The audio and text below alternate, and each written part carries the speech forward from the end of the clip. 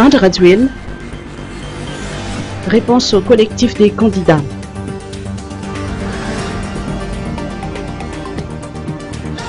Il n'y en aura plus et nous n'accepterons pas la remise en question des élections, dixit le président Andradwil ce week-end à Touliage, en réponse à la demande d'annulation des élections formulée par le collectif des candidats. Afin d'illustrer son argument, le président de la République a souligné que son parti et la plateforme qu'il avait soutenue ont toujours gagné durant les 4 dernières élections. Nous avons réclamé victoire à l'issue du premier tour de la présidentielle et on nous a dit d'aller au second tour. Nous avons toujours gagné au second tour. Au 3e tour, lors des législatives, la victoire était en notre faveur. Au 4e tour, lors des communales, nos concurrents ont toujours perdu. Alors pourquoi un 5e tour, a-t-il souligné? Le locataire Diavelou a réitéré que les élections qui se sont succédées dans le pays avaient démontré la stabilité du régime actuel. En revanche, il accuse les opposants de faire blocage au développement de notre nation. N'infantilisez plus la population, nous sommes maintenant à l'heure du travail et du développement, a-t-il insisté. Doublant des numéros de CIN, le collectif des candidats saisit la communauté internationale.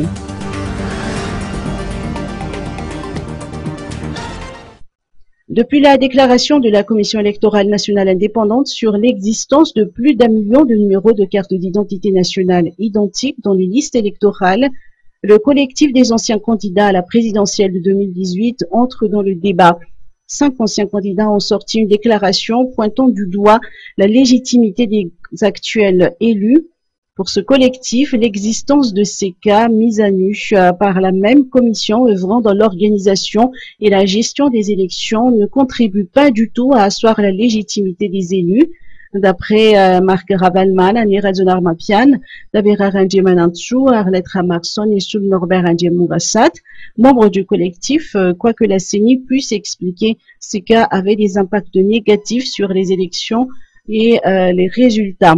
La CENI, le 28 février dernier, rappelons-le, par la voix de son vice-président, aujourd'hui sous le coup d'une destitution, avait annoncé le constat de 1 162 512 de numéros de carte d'identité nationale identiques. Si l'on prend en compte ces chiffres et les quelques 5 millions de personnes qui ont voté lors de la dernière présidentielle, il y aura donc près de 20% des électeurs anormaux, a soutenu le collectif. Le collectif a expliqué samedi dernier que son initiative est de faire connaître les faits à la population et à la communauté internationale. Ces derniers ont été induits en erreur par les organisateurs des élections et estiment le collectif des candidats recalés de la dernière élection présidentielle. 8 mars à Touliage, une célébration en grande pompe.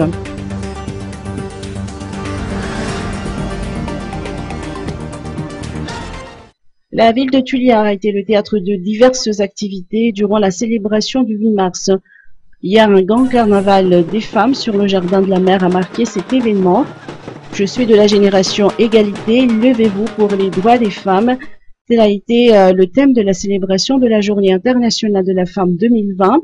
Dans son discours, la première dame n'a pas manqué de féliciter toutes les femmes malgaches et a réaffirmé son engagement dans la lutte contre les violences à l'égard des femmes. Il est également temps d'appuyer les femmes dans leurs responsabilités et fonctions, a-t-elle poursuivi. Le président de la République, Andradwil, qui a assisté à cette célébration à Touliage, a souligné que la promotion des droits de la femme figure parmi ses priorités et il encourage ces dernières dans leurs lourdes tâches. La participation des femmes au développement du pays s'avère nécessaire, a-t-il souligné.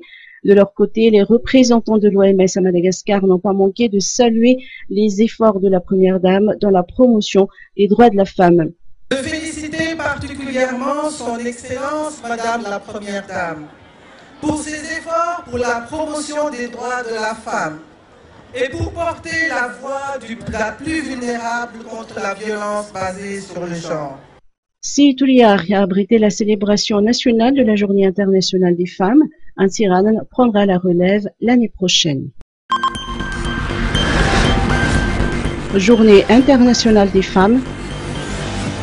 40% des membres du gouvernement sont des femmes. Des efforts ont été entrepris à Madagascar car 40% des membres du gouvernement sont des femmes, selon les précisions du professeur Charlotte Ndiaye, coordinatrice résidente par intérim du système des Nations Unies. Aujourd'hui, ce sont des femmes leaders qui participent vraiment au développement du pays. Aujourd'hui, je voudrais surtout saluer les efforts qui ont été faits ici à Madagascar pour dire qu'il y a 40% de femmes qui sont au gouvernement. C'est historique. Moi, j'ai vu ces femmes hier, elles sont toutes ici présentes et c'est avec beaucoup de fierté que je vois que c'est des femmes leaders, des femmes jeunes, des femmes bien éduquées et des femmes qui ont une vision, qui ont envie de développer leur pays. C'est une avancée remarquable pour Madagascar. Au niveau du Parlement également, nous retrouvons des femmes. Nous trouvons des femmes dans toutes les instances de prise de décision. Aujourd'hui, nous devons arrêter de dire nous sommes des femmes vulnérables, mais nous devons être des femmes qui participent au système et qui pouvons développer nos pays. De nombreux défis sont à relever chaque année à chaque célébration de la Journée internationale des droits de la femme pour que toutes les femmes aient leur droit de s'exprimer.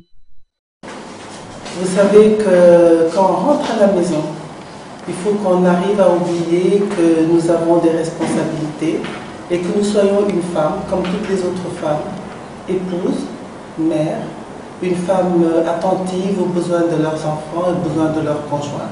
Donc c'est le premier défi. C'est le défi de donner de la place, c'est vrai, à notre vie professionnelle, mais aussi à notre vie de femme. Et je pense que c'est ça qu'il ne faudrait jamais oublier, que nous sommes des femmes et que nous devons de rester femmes, c'est-à-dire de valoriser notre statut de femme. Ainsi, toutes les femmes doivent continuer le combat pour renforcer les droits de s'exprimer, d'avoir accès aux soins de santé et de lutte contre les violences basées sur le genre.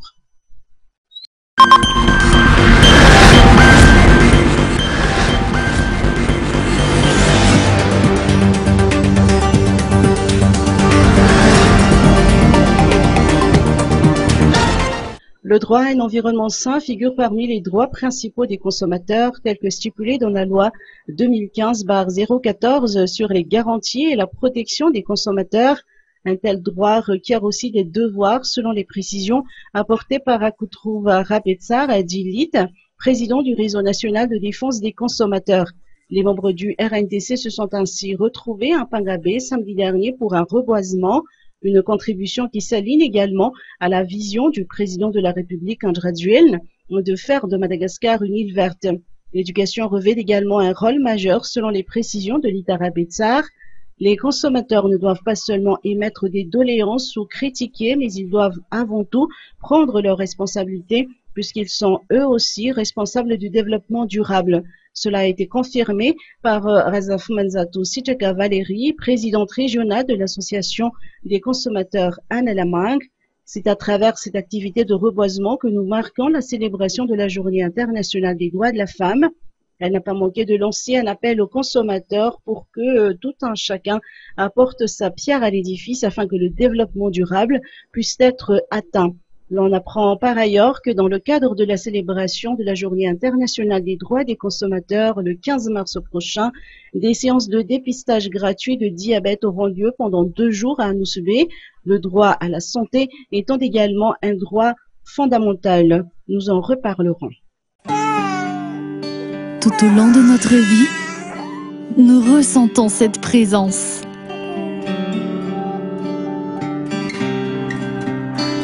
Ce soutien qui nous accompagne.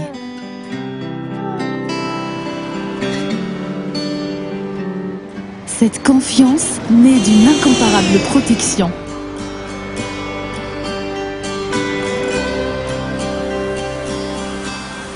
Cet ami toujours prêt à tendre la main.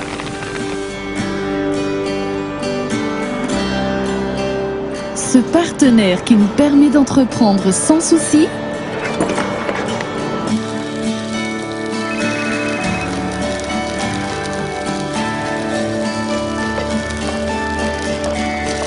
Et cette assurance qui garantit une sérénité.